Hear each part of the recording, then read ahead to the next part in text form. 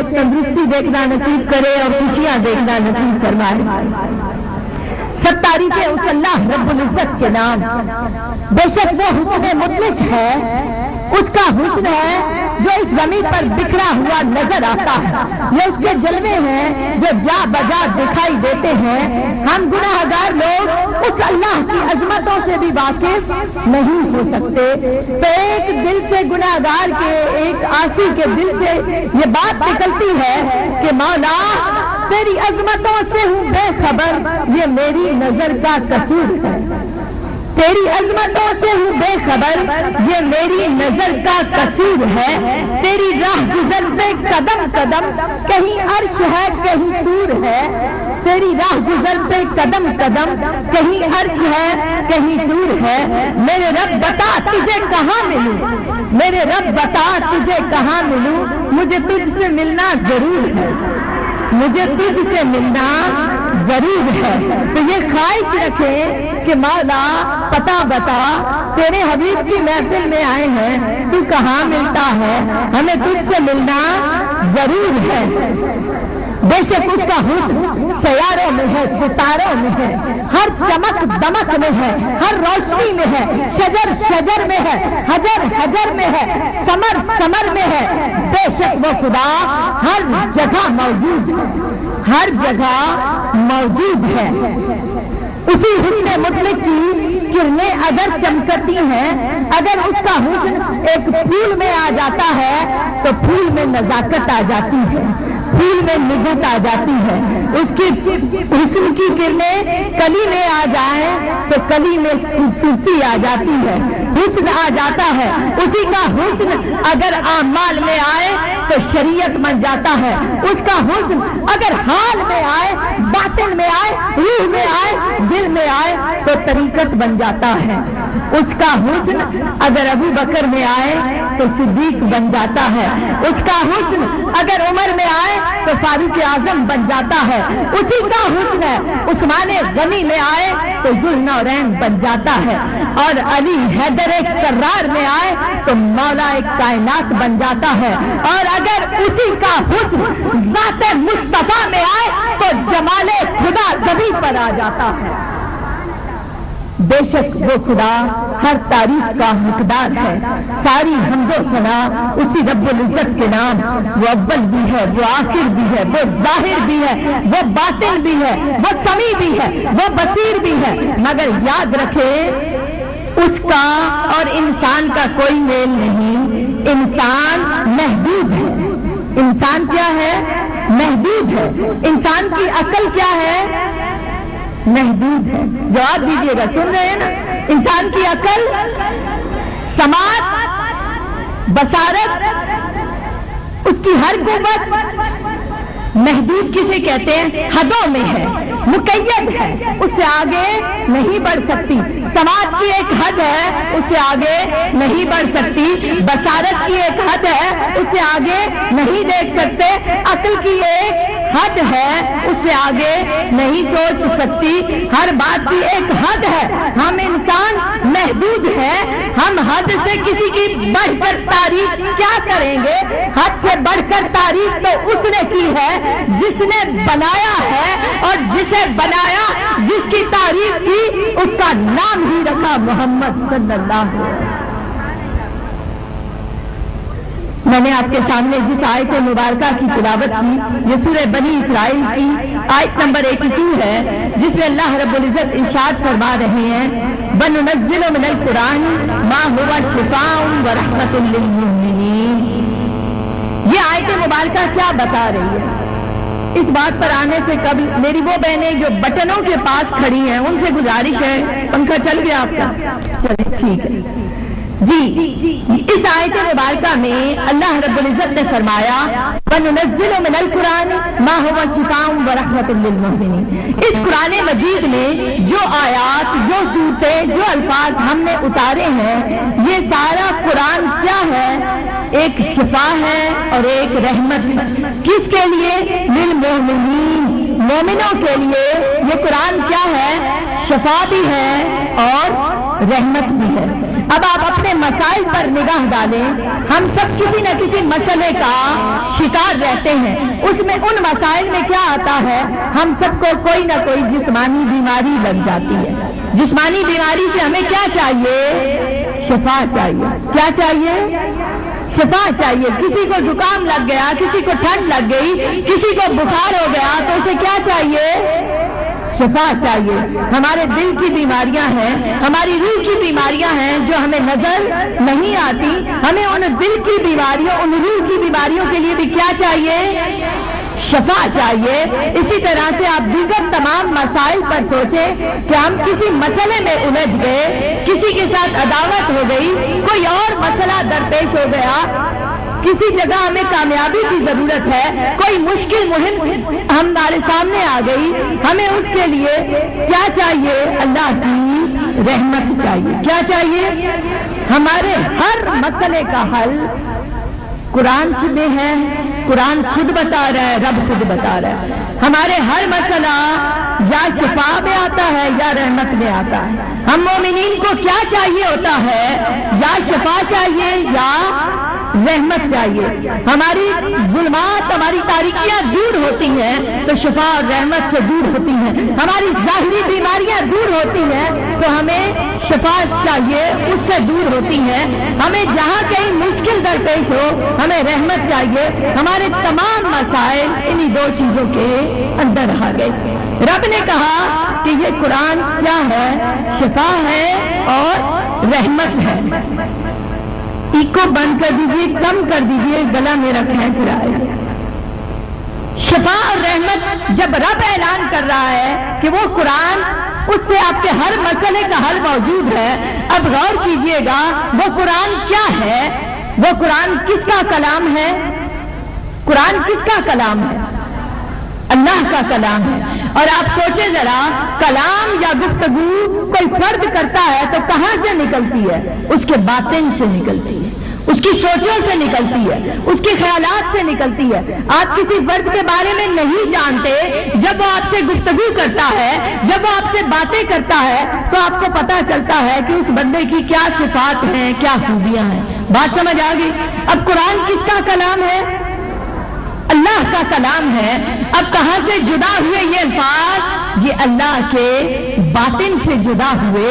وہ بحر باطن خدا سے جدا شدہ وہ الفاظ, وہ کلام جو اللہ کی عظمت رکھتا ہے, جو اللہ کا جلال اپنے اندر رکھتا ہے, جس کے بارے میں وہ رب خود فرماتا ہے لو انزلنا هذا القرآن على جبل لرأيته خاشعا متصدعا من خشیۃ اللہ.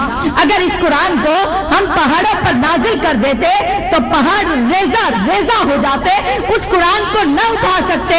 وجہ کیا تھی؟ کہ اس قرآن میں اللہ کی عظمت ہے, اس قرآن میں اللہ کا جلال ہے. اسے پہاڑ نہ اٹھا سکے, اسے کچیان فلک نہ اٹھا سکے, اسے ملائکہ نہ اٹھا سکے. اس قرآن کو, اس کلام کو, اس عظمت والے جلال والے کلام کو اٹھایا تو کس نے اٹھایا؟ قلب مصطفیٰ نے اٹھایا, حضور کے قلب مبارک نے اٹھایا. من اللہ نور و کتاب مبین. سیدی مرشدی نعرہ تکبیر, نعرہ رسالت یا رسول اللہ.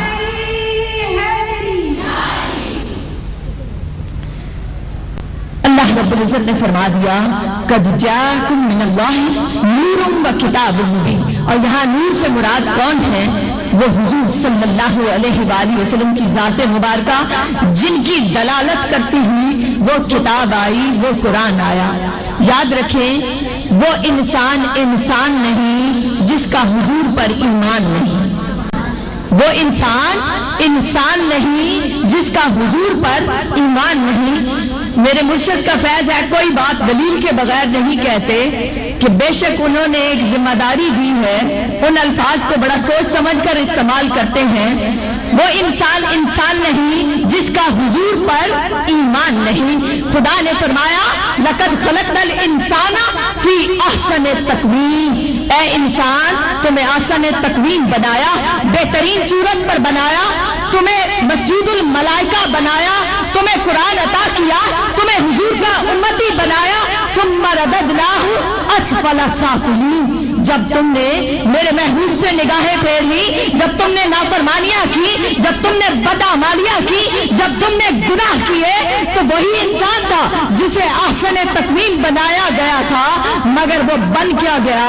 اسفل سافلین، جانوروں سے بھی بدتر ہو گیا۔ وہ انسان نہیں جس کا حضور پر ایمان نہیں، اور وہ مسلمان نہیں جسے حضور کی پہچان نہیں، وہ مسلمان نہیں جسے حضور کی پہچان نہیں۔ ایمان والوں، پہچاننا ہو ان کو تو بے شک جبریل امی بھی جب ان کی معرفت کچھ کسی حد تک حضور علیہ الصلوۃ والسلام کے بارے میں انہیں حاصل ہوتی ہے، اگر وہ بھی شان بیان کرنے بیٹھتے ہیں، وہ جبریل امی جو قدسیان فلک کے سردار ہیں، اگر وہ بھی حضور کی شان بیان کرنے بیٹھتے ہیں تو ادھر تو رب کا اعلان ہے وَلَلْآخِرَةُ خَيْرٌ لَكَ مِنَ الْأُولَىٰ، ہر گھڑی اے محبوب آپ کے درجات کو اور سے اور بلند کیا جا رہا ہے۔ ادھر جبریل امی نے اپنی معرفت کے مطابق بیان کیا حضور کی شان کا، ادھر حضور کے رتبے تو اور بلند ہو گئے، کیونکہ رب نے کہہ دیا وَلَلْآخِرَةُ خَيْرٌ لَكَ مِنَ الْأُولَىٰ، تو بے شک جبریل بھی حضور کی صحیح شان بیان نہیں کر سکتے۔ اور ایک اور انداز سے آپ دیکھیں تو جسے حضور کی پہچان مل جاتی ہے، جسے حضور کی پہچان مل جاتی ہے، بے شک وہ ولایت کے اس درجے پر فائز ہو جاتا ہے، اور وہ مسلمان نہیں رہتا جس کا حضور کی طرف دھیان نہیں رہتا۔ اور اس کے لیے گواہ ہے سورہ حجرات، جس میں اعلان ہوتا ہے کہ یا ایھا الذین آمنوا لا تقدموا بین یدی اللہ ورسولہ، اے ایمان والو اللہ اور اس کے رسول سے آگے بڑھنے کی کوشش نہ کرو۔ اب غور کریں کہ یہ آیت مبارکہ کب نازل ہوئی، اس کا شان نزول کیا ہے؟ تو اس کا شان نزول یہ ملتا ہے کہ صحابہ نے ایک مرتبہ عید الاضحیٰ کے موقع پر قربانیاں دی، جانور ذبح کیے، تو اللہ پاک کی طرف سے حکم آ گیا یا ایھا الذین آمنوا لا تقدموا بین یدی اللہ ورسولہ۔ انہوں نے کام کیا کیا تھا؟ نیکی کا کام کیا تھا، شریعت پر عمل کیا تھا۔ قربانی وہ عمل ہے عید الاضحیٰ کے دن کہ جس کے خون کا قطرہ زمین پر بعد میں گرتا ہے، قبول پہلے ہو جاتا ہے، مگر اس کے باوجود رب کی طرف سے یہ اعلان آ جانا کہ اے لوگوں تمہارے جانور ذبح ہوئے، قربانیاں نہیں ہیں۔ وجہ کیا تھی؟ کیونکہ حضور علیہ الصلوۃ والسلام نے ابھی خود قربانی نہ دی تھی، اور رب کی طرف سے وحی آ جاتی ہے یا ایھا الذین آمنوا لا تقدموا بین یدی اللہ ورسولہ، اے ایمان والو اللہ اور اس کے رسول سے آگے بڑھنے کی کوشش نہ کرو۔ اب غور کریں تو کوئی اللہ سے آگے بڑھ سکتا ہے؟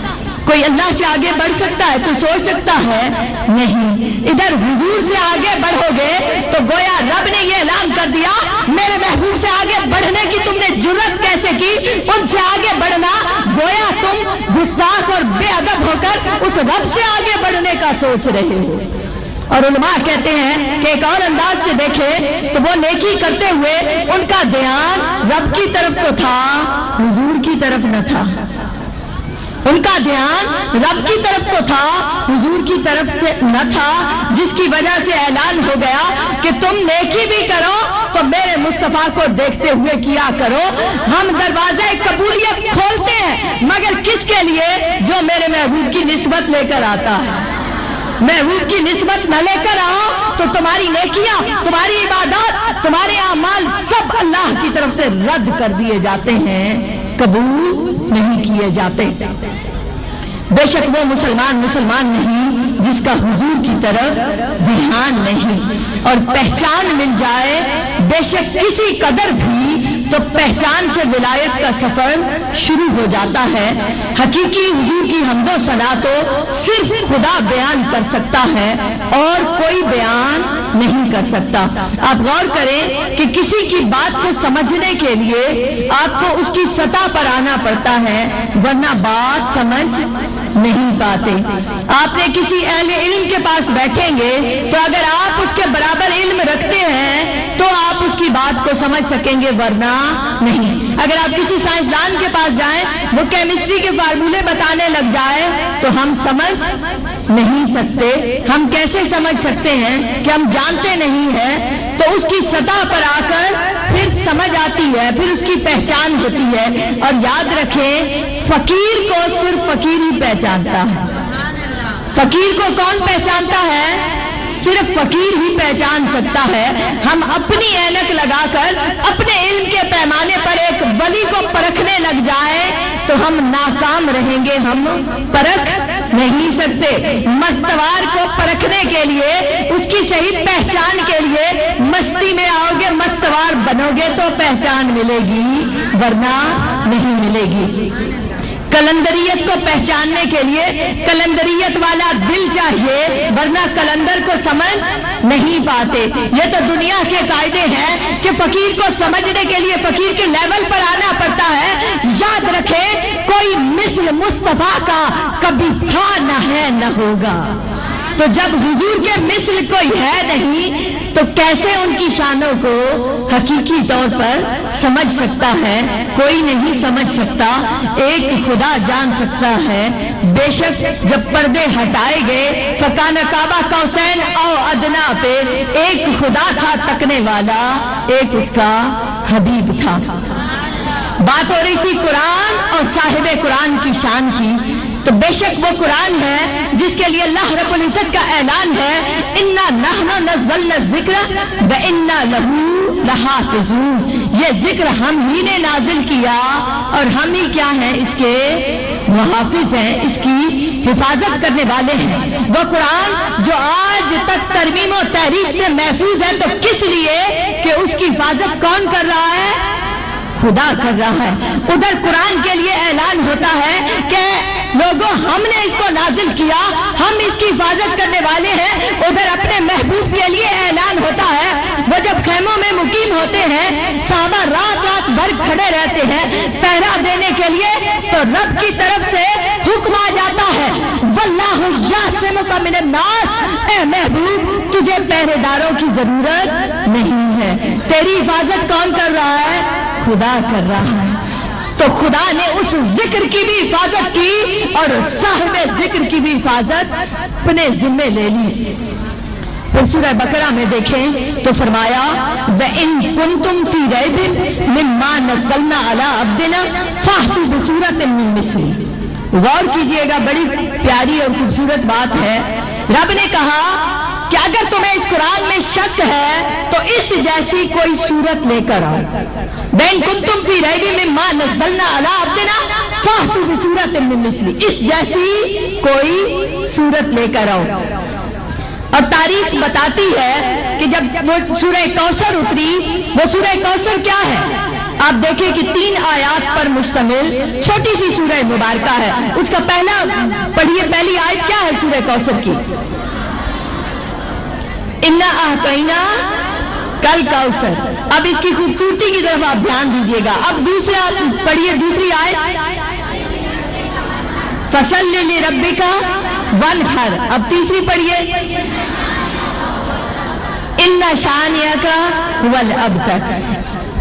وزن بھی ملتا ہے، قافیہ بھی ملتا ہے، شاعری کی زبان میں ایک بہترین کلام کہ رب نے ادھر اعلان کیا، اس قرآن جیسی کوئی ایک صورت لا کر دکھاؤ۔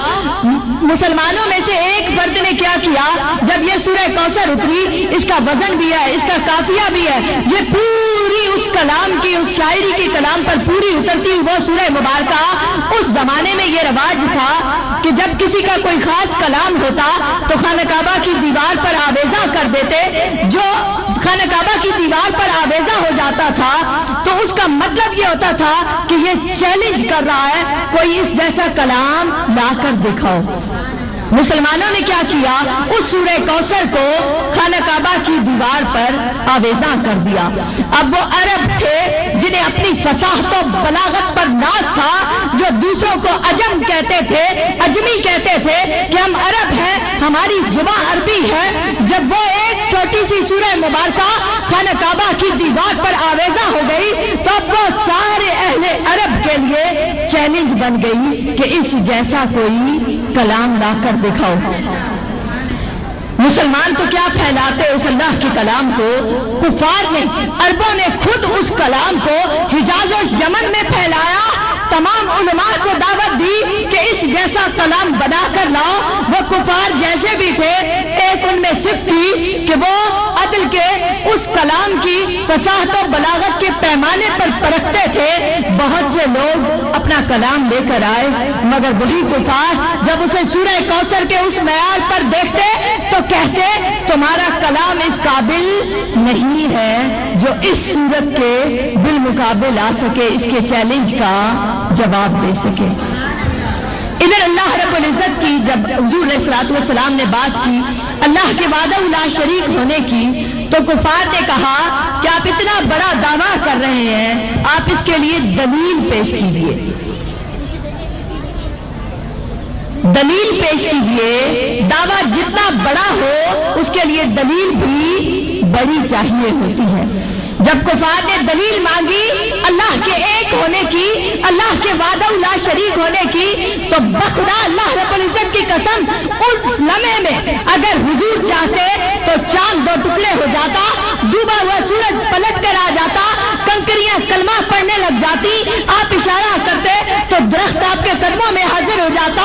ये सब कुछ हुआ अपने अपने वक्त पर हुआ, मगर जब उस रब के एक होने की दलील मांगी गई तो रब ने कहा ए महबूब, उन्होंने मेरे एक होने की दलील मांगी है, फकत लबिस्तु फीकुम उमरम मिन कबली, तूने इनमें उम्र के 40 साल गुजारे हैं, तू कोई मोजज़ा पेश न कर, फकत ए महबूब अपनी जात को इनके सामने रख दे। सैयदी मुर्शिदी, सैयदी मुर्शिदी, सरकार की आमद, लजपाल की आमद, सोने की आमद, मंठार की आमद, सरकार की आमद। कि अल्लाह रब्बुल इज्जत ने फरमाया ए महबूब तू अपनी जात को इनके सामने रख दे और इन्हें कह दे कि मैंने तुम में उम्र के 40 साल गुजारे हैं, अगर तुम मेरी जात में कोई ऐब पाते हो तो अल्लाह की जात का भी इनकार कर दो, और अगर मेरी जात में तुम्हें कोई ऐब नजर नहीं आता, कोई नक्स नजर नहीं आता, तो अल्लाह को भी एक मान लो। अब इसमें बड़ी खूबसूरती है, उधर वो सूरह मुबारका खाना काबा की दीवार पर है और चैलेंज क्या है, फातू भी सूरत में मिस्री, इस जैसी कोई सूरत लाओ। इधर जाते मुस्तफा को सामने रखा गया और कहा गया इस जैसी कोई सूरत है तो लेकर आओ। दोनों चैलेंज, उधर उस सूरत का चैलेंज कि इस जैसी कोई सूरत है तो लेकर आओ, उधर मोहम्मद मुस्तफा सल्लल्लाहु अलैहि वसल्लम का वो वजूद अक़दस है जो हर ऐब से पाक है, हर कमी से पाक है, और रब का ऐलान कि बेशक कोई इस जैसी सूरत तुम कैसे ला सकते हो, सूरह कौसर जैसी सूरत नहीं ला सकते हो। मगर ये बातें समझ में तब आती हैं, झूठते वही हैं जिनके दिल में प्यार हो, जिनके दिल में प्यार हो, उनका आलम तो ये हो जाता है एक एक हरफ सजन दे नादा सानू दिसदा वांगू कुरान है, एक एक हरफ सजन दे नादा सानू दिसदा वांगू कुरान है, हरदम याद सजन विच रहना साडा एहो विरद ज्ञान है। ये जो चलना फिरना हो रहा है ना, जिनका विरद ज्ञान बन जाता है वो चलते फिरते नहीं है, जमकर बैठते हैं, फिर अपने महबूब के जिक्र में गुम रहते हैं। क्या होगा, जान नहीं निकलने वाली, जान निकल जाए उनके जिक्र में तो और क्या चाहिए। हरदम याद सजन विच रहना साडा एहो विरद ज्ञान है, सूरत यार दी वेखदिया रहना ए अमलां दी जान है, सूरत यार दी देखदे रहना ए अमला दी जान। कैसे देखे मौला, वो सूरत तो तूने दिखाई नहीं, हम जैसे गुनाहगारों ने तो देखी नहीं, तो बेशक आयात ने बज़बाने हाल बता दिया। कहीं वद्दुहा की जुबान में उस चेहरे अनवर का जिक्र आ गया, कहीं वल्लैल कहकर उस जुल्फ मुबारक का जिक्र आ गया, कहीं काफ कहते دیتے ہوئے اس قلب مبارک کا ذکر آ گیا، کہیں ون نجم کہہ کر اس وجود کا ذکر آ گیا۔ اپنا تصور تو باندھا کرو، کبھی ان کے حسن و جمال کی خواہش تو کیا کرو، اس حسن و جمال کو اپنے اندر لانے کی کوشش تو کرو۔ صورت یار دی ویکھدیاں رہنا اے عملاں دی جان ہے، اور جان نکل جائے تو وجود بیکار ہو جاتا ہے، جان نکل جائے تو بے روح وجود تعفن زدہ ہو جاتا ہے، بدبو زدہ ہو جاتا ہے۔ اپنے کہتے ہیں جاؤ اسے دفن کراؤ، تو وہ جو بے جان بے روح عمل کرتے ہو وہ اللہ کی بارگاہ میں کیسے قبول ہو جب تک ان میں جان اور روح نہ ہو۔ اور شاعر نے بڑی خوبصورتی سے کہا، صورت یار بھی دیکھدے رہنا اے عملاں دی جان اے آزم ساڈا دین کی پوچھ دے، ساڈا ایہو دین ایمان ہے، ساڈا ایہو دین ایمان ہے۔ جنہیں حضور سے پیار کا سلیقہ مل جاتا ہے، جو اس راز کو پا جاتے ہیں، اللہ رب العزت کی قسم یہ قرآن کا راز ہے، یہ دین کا راز ہے، یہ عبادات کا راز ہے، یہ اعمال کا راز ہے کہ حضور سے پیار کرو، حضور سے پیار کرو گے تو اعمال جو بے روح ہیں ان میں جان آ جائے گی۔ صورت یار دی ویکھدیاں رہنا اے عملاں دی جان ہے، آزم ساڈا دین کی پوچھ دے، ساڈا ایہو دین ایمان ہے۔ اب سوال یہ پیدا ہوتا ہے، پیار بھی کرنا چاہتے ہیں، محبتوں کا کچھ نور بھی ہے، کیا ہو گیا چپ کر کے بیٹھے کہ چکور ہے نا ایک پہاڑی پرندہ، آپ جانتے ہیں اس کے بارے میں؟ چکور کسے کہتے ہیں؟ کون ہے یہ؟ چکور ایک پہاڑی پرندہ ہے، اور اس کے بارے میں کیا خاص بات ہے؟ وہ چاند پر عاشق ہے۔ کس پر عاشق ہے؟ چاند پر سچا عاشق ہے۔ تو جب چاند کی 14ویں رات ہوتی ہے تو اس کے دل سے دل آویز نغمے نکلتے ہیں، وہ چاند کو دیکھتا ہے، عاشق ہے، تو اس کے دل سے دل آویز نغمے نکلتے ہیں، وہ راگ الاپتا ہے، وہ اب اس آہو بقا میں روتا بھی ہے، نغمے بھی گیت بھی سناتا ہے۔ کیوں؟ وجہ کیا ہے؟ چاند پر عاشق ہے۔ تو لوگ کہتے ہیں، علماء اور صوفیاء کہتے ہیں، اس چکور کو دیکھا کرو کہ وہ اس چاند کی 14ویں رات آتی ہے تو دیوانہ وار نغمے الاپتا ہے۔ وجہ کیا ہے؟ دل اس کا عشق والا ہے، دل اس کا عشق والا ہے۔ زاغ و زغن کو کسی نے نہیں دیکھا نغمے گاتے ہوئے۔ زاغ و زغن کسے کہتے ہیں؟ کہ کوے اور چیل گیت نہیں گایا کرتے۔ تو جن کے اندر عشق کی آگ لگی ہوتی ہے، جن کے اندر محبت ہوتی ہے، وہی ذکر سے لطف اندوز ہوتے ہیں۔ زاغ و زغن کو کوئی مزہ نہیں آتا۔ وہ پروانہ ہے جو شمع پہ جان دے دیتا ہے، پتنگے کو جان دینا نہیں آتا۔ تو پروانہ بنا کریں، چکور بنا کریں کہ محبت اور عشق کے نغمے جن کے دل سے ٹوٹتے ہیں وہ جہاں بیٹھ جائیں جم کر بیٹھ جاتے ہیں، ذکر آ جائے محبوب کا تو بے شک وہ مستی میں جھومتے ہیں کہ ذکر کس کا ہے؟ اس محبوب کا ذکر ہوتا رہے، آنکھ پرنم رہے، دل مچلتا رہے، آنکھ پرنم رہے، دل مچلتا رہے۔ سوال یہ پیدا ہوتا ہے کہ کرنا کیا ہے اس پیار میں، اس محبت میں؟ یاد رکھیں، اللہ اللہ کرنے سے اللہ نہیں ملتا، اللہ اللہ کرنے سے اللہ نہیں ملتا۔ یہ اللہ والے ہیں جو اللہ سے ملا دیتے ہیں، یہ اللہ والے ہیں جو اللہ سے ملا دیتے ہیں۔ کبھی مستوار کلندر کی چوکٹ سے لگنا سیکھ تو لو، وہ سلیقہ مل جائے گا تو اللہ کی معرفت مل جائے گی، اس کے محبوب کا پیار آ جائے گا دل میں۔ بے شک وہی اس کا حسن تھا جو پھول میں آیا تو نگہت بنا، کلی میں آیا تو نزاکت بنا، اسی کا حسن ہے۔ محمود الحسن میں آئے تو مستوار کلندر بنتا ہے، مستوار کلندر بنتا ہے۔ وہ کلندر ایسے اس مسند پر فائز نہیں بیٹھا ہوا۔ کرنا کیا ہے؟ اللہ والوں سے محبت کرنی ہے۔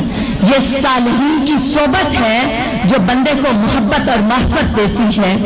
آپ تھوڑی دیر کو ذکر کی مجلس میں آپ بیٹھتے ہیں، اس ذکر سے لطف اندوز ہوتے ہیں، چلے جاتے ہیں تو پھر دنیا داری اپنے اندر لے لیتی ہے، غرق ہو جاتے ہیں، پھر بھول جاتے ہیں، اس کے لیے ضرورت ہے کسی ایسے کا ہاتھ ہو پیچھے، فیضان مرشدیت رہتا ہے تو بخدا ہم نہیں بولتے یار بولتا ہے، ہم نہیں بولتے یار بولتا ہے۔ جب تک بکے نہ تھے کوئی پوچھتا نہ تھا، یا مرشدی تو نے خرید کر ہمیں انمول کر دیا، تو نے خرید کر ہمیں انمول کر دیا۔ جو پیار والے محبت والے ہوتے ہیں وہ ایسی صحبتوں کے متلاشی رہتے ہیں، اور جب انہیں کوئی ایسا مل جائے، کسی کا پتہ مل جائے تو بے شک اس کے در سے لگ جاتے ہیں۔ جو لگ جاتے ہیں، جو مریدین بن جاتے ہیں، یاد رکھیں کہ جب پیر و مرشد اپنے ہاتھ اٹھاتے ہیں دعا کے لیے تو تمام مریدین کو اٹھا کر ہاتھوں میں اللہ کی بارگاہ میں پیش کرتے ہیں کہ مولا ان سب کا بھلا کر دے، یہ ہمارے ہو گئے انہیں اپنا بنا لے۔ تو ایک ولایت کے اس مقام پر فائز وہ شخصیت جب وہ اللہ سے دعا کرتی ہے تو دعائیں رد نہیں ہوتی۔ پھر کرنا کیا پڑتا ہے؟ جب ایسے مرشد کے ساتھ آپ لگ جائیں، جب ایسے اللہ والے مل جائیں تو اطاعت اور اعمال کے بیج لگانا، اطاعت اور اعمال صالحہ کے بیج لگانا، ان بیجوں کو پانی دینا، توبہ کا پانی، گریہ ازاری کا پانی۔ اب بیٹھ جائیے یا آپ چلنا پھرنا اگر ختم کر دیں، آپ کی یہ پیاس کبھی نہیں بجھ سکتی۔ پیاس بجھنی ہے تو ذکر سے بجھنی ہے، اپنی اصل پیاس کو پہچانیں۔ اب میرے سامنے والے حصے میں اب آپ چلنا پھرنا بند کر دیجئے، جنہوں نے جانا ہے وہ پیچھے سے جائیں۔ آپ کیوں کھڑے ہیں؟ بیٹھ جائیں۔ اب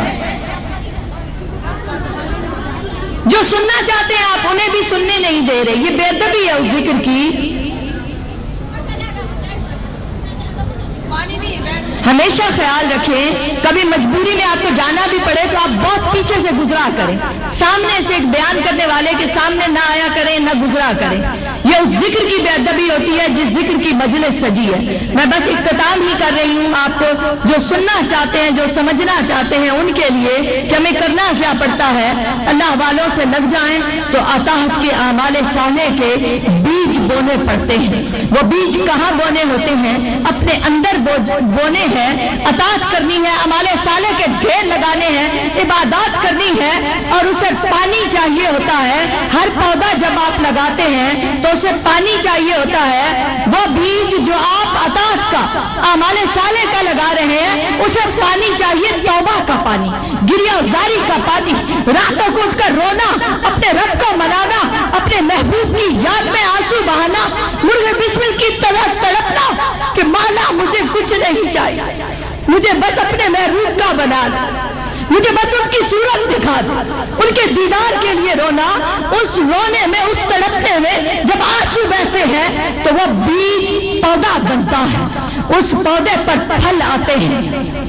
وہ لوگ اپنے قلب میں صفا پیدا کرتے ہیں جو اللہ سے حقیقی محبت رکھتے ہیں، اس سے عشق کرتے ہیں، وہ اپنے قلب میں صفا پیدا کرتے ہیں، اپنے قلب سے بغض، کینہ، حسد، تکبر سب چیزیں نکال دیتے ہیں۔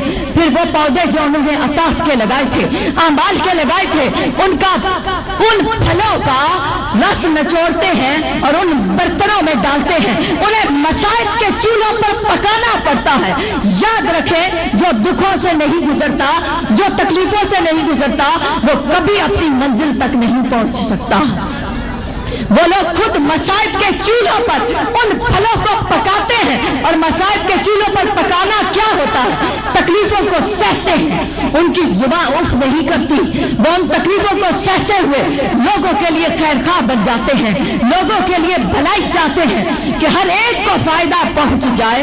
میں تکلیفوں کو سہوں، میں اپنا حق بھی چھوڑ کر دوسروں کو دے دوں، عبادات بھی درست کرنی اور معاملات زندگی بھی درست کرتے ہیں۔ وہ مصائب کے چولہوں پر جب پکاتے ہیں تو اس میں ڈالتے ہیں صبر، ڈالتے ہیں توکل، ڈالتے ہیں محبت کی شیرینی، ڈالتے ہیں۔ اس کے بعد جب وہ پھل تیار ہو جاتے ہیں، وہ بیٹھے یہاں ہوتے ہیں، ان کے کے جسم اس عالم ناسوت میں ہوتے ہیں، نفس ملکوت میں ہوتے ہیں، دل ان کا دل عالم جبروت میں ہوتا ہے، اور ان کی روح عالم لاہوت میں ہوتی ہے۔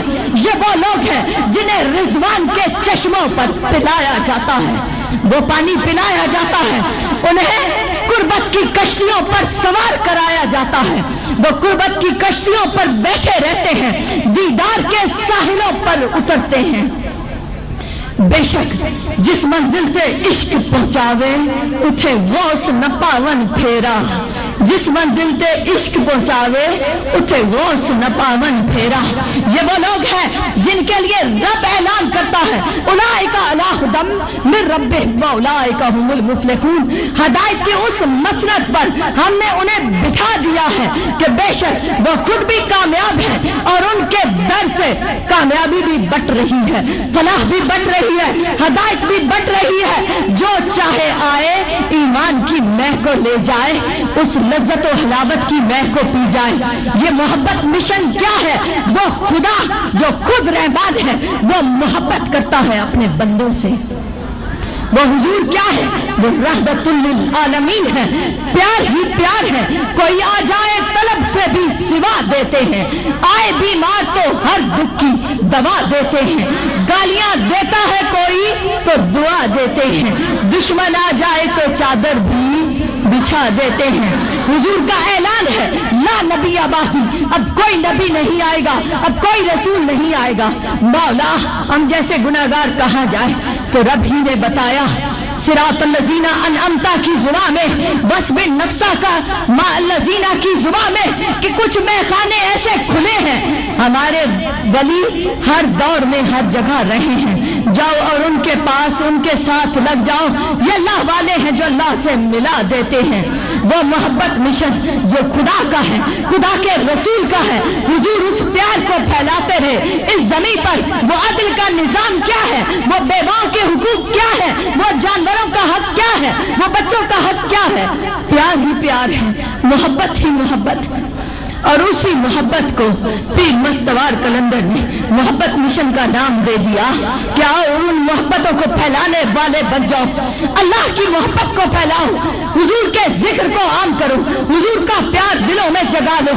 اللہ رب العزت کی قسم، آج مسلمان جس پرفتن دور سے گزر رہے ہیں، جس زوال سے گزر رہے ہیں، اس زوال سے عروج پر جانے کا ایک ہی راستہ ہے، حضور کی محبت سے اپنے دلوں کو جگمگا لیجئے کہ بے شک عشق سرکار کی ایک شمع جلا لو دل میں، عشق سرکار کی ایک شمع جلا لو دل میں، بعد مرنے کے لحد میں بھی اجالا ہوگا۔ یہ کیفیات عارضی نہ رکھیں، انہیں دائمی بنا لیجئے۔ وہ دائمی صلاۃ، وہ دائمی ذکر کیا ہے؟ ہر لمحے اس ذکر میں رہنا۔